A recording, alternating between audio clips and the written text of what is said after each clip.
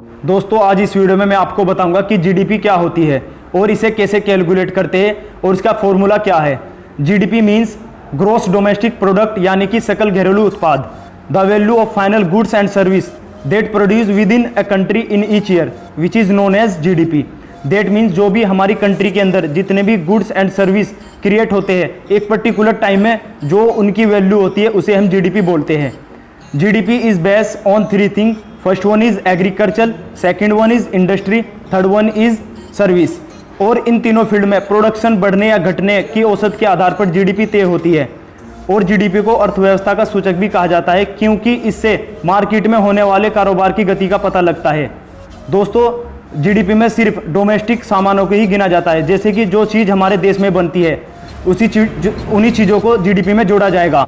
Suppose a car manufacturing in India and export to England that could be include in GDP, but a car manufacturing in America and import to India that could not be include in GDP. और अब हम जानेंगे कि GDP कैसे बढ़ती है। दोस्तों किसी भी देश की जीडीपी तब बढ़ती है जब उस देश के रहने वाले निवासी उसी देश में बनी हुई चीज़ों को खरीदते हैं।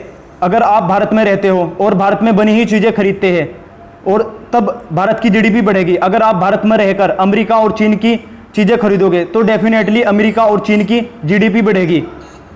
वर्तमान में भारत की जीडीपी 2.6 ट्रिलियन यूएस डॉलर है, जबकि इस समय 6 नंबर पर है। If you want to know the condition of economy of any country, so GDP is the best way to know what is the condition of economy of any country. किसी देश की अर्थव्यवस्था की हालत कैसी है यह जानने का सबसे अच्छा तरीका है जीडीपी। तो दोस्तों अब मैं आपको बताऊंगा जीडीपी का formula. So GDP equal to C plus I plus G plus X minus M.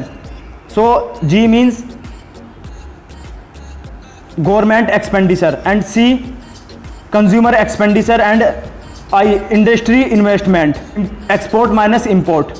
If a tree stand then the GDP does not increase, but if you cut the tree then the GDP increase, because after cutting the tree furniture will be made of them and money is exchanged. If tree stand there is no economy activity and that's why no increase in GDP. Suppose when you go to a large hospital to buy medicine of 500 rupees, then GDP will be increased.